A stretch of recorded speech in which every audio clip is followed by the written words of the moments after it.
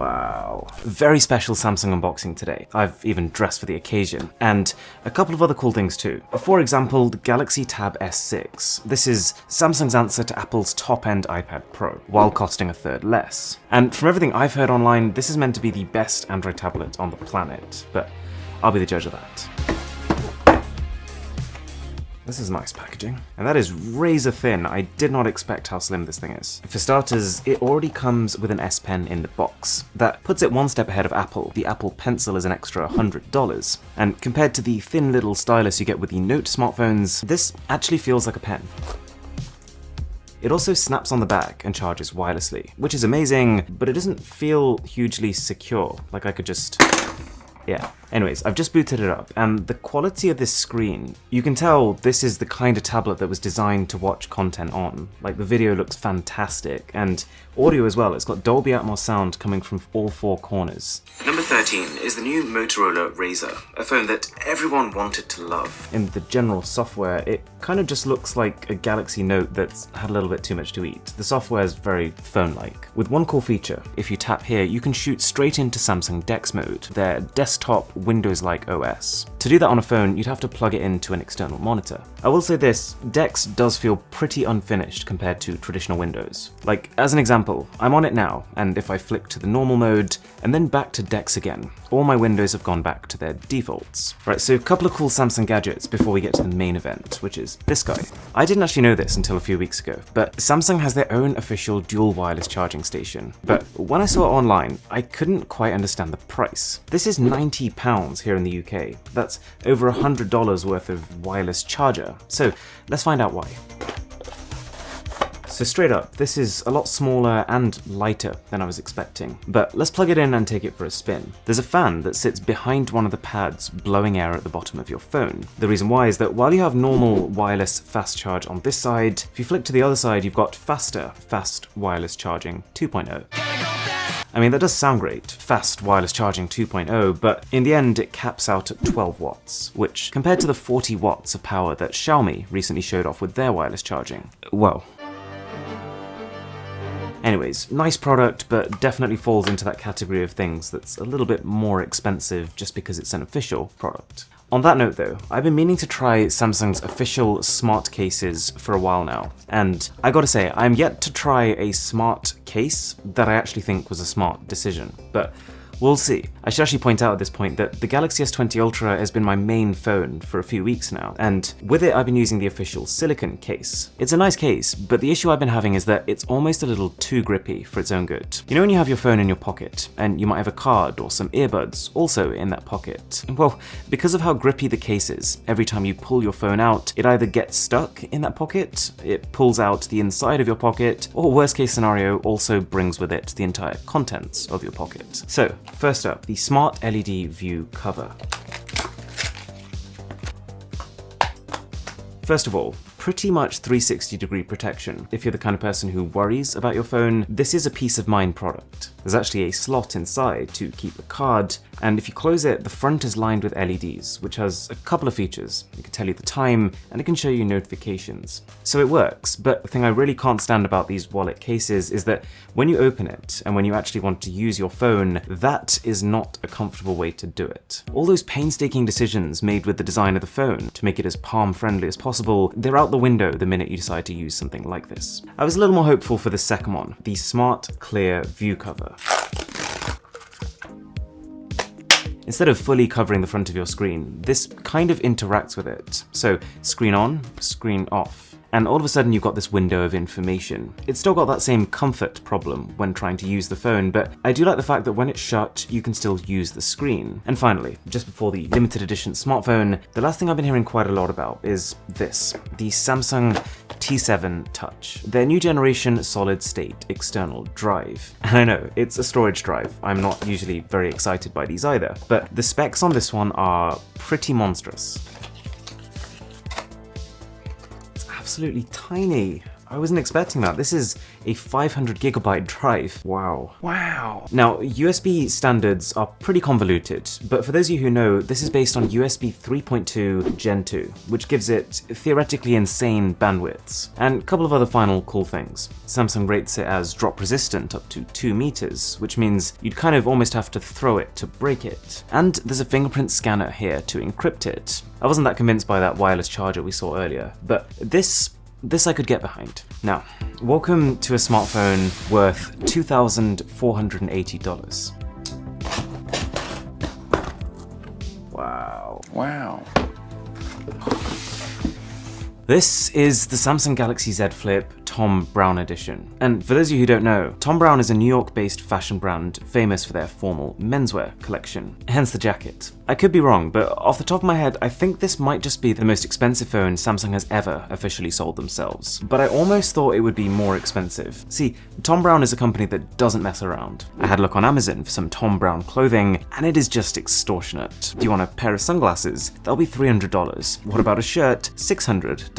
And God forbid, if you want a jacket, $2,300. So with that in mind, the phone almost seems like a bargain. It isn't, I should be very clear about that, but you are at least getting a lot of limited edition stuff in here. So let's crack it open.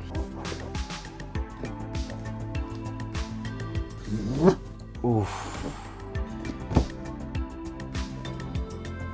This is just immaculate. Wow. The brand's colors, especially with this product, are white, blue, red, and this grey theme, and they've stuck with it incredibly consistently. So this is a note. You have in your hands not just an iconic smartphone, but a unique collaboration. I guess the idea is that the Samsung Galaxy Z Flip is a fashion-focused smartphone as it is, so it kind of makes sense to collab with a fashion brand. That pushes it into, I guess, a whole other tier. There are actually two different layers to this unboxing. You've got this stuff, as well as this stuff, but we'll start on the top. Let's go here. This is amazing. Each of them even have Thom Browne tape. Thom Browne tape!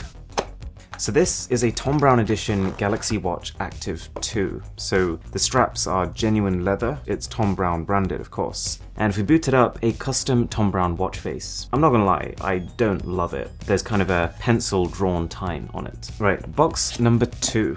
And I believe this is our Galaxy Buds Plus limited edition.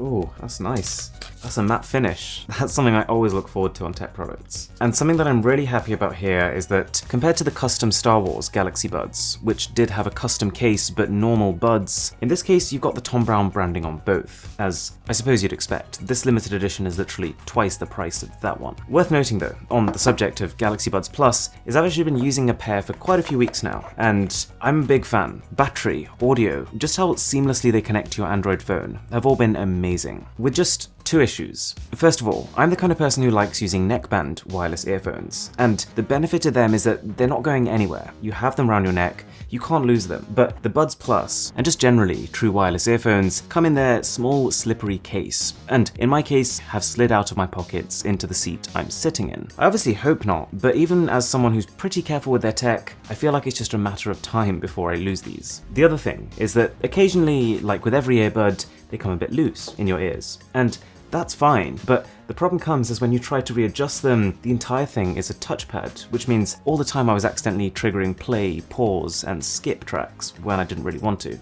Now, just before that bottom tray, we've got the smartphone, and this is a nice smartphone box. It's a little plain, but I don't remember the last time I've seen red packaging for a device. Come on, Thom Browne.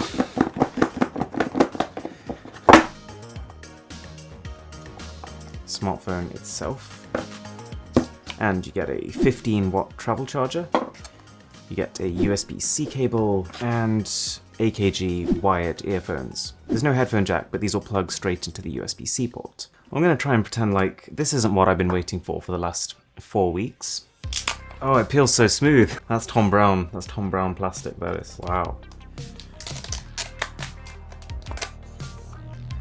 That was fun.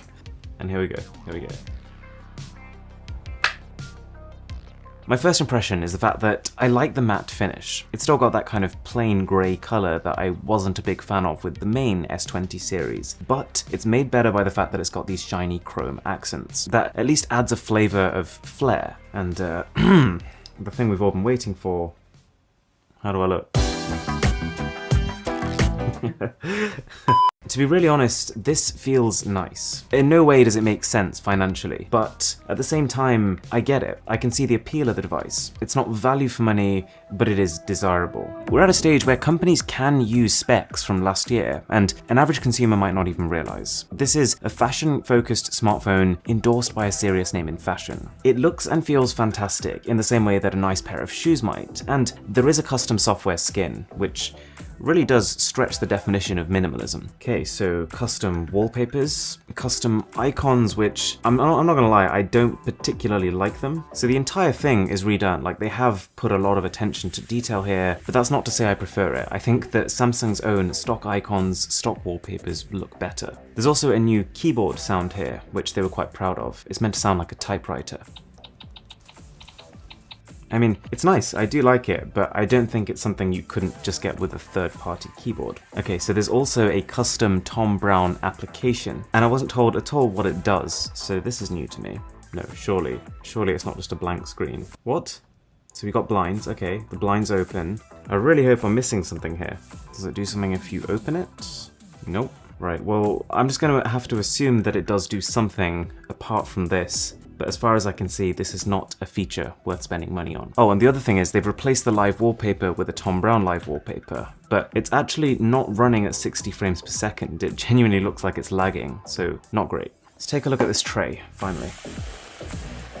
And that is done well. What Thom Browne lacks in the ability to make an application, they do make up for in packaging. You've got a standard Galaxy Watch strap, which I'm not gonna lie, I prefer. And it does still have the Thom Browne branding on it. And the last thing is a genuine leather case for the phone. See, this feels really well done. This is an A+ case. This I rate. So putting the whole thing together, is this worth $2,480? Well, okay, software-wise, you're not getting anything new that is at all noteworthy. That's pretty clear. But the hardware is beautiful, the packaging is beautiful, and all this custom limited edition stuff genuinely feels limited edition. So if you are fashion-focused and you do have money to spare on something like this without needing to think too practically about how much bang for buck you're getting, there is some merit in this limited edition. Thanks a lot for watching. My name is Aaron, this is Mr. Who's the Boss, and I'll catch you in the next one.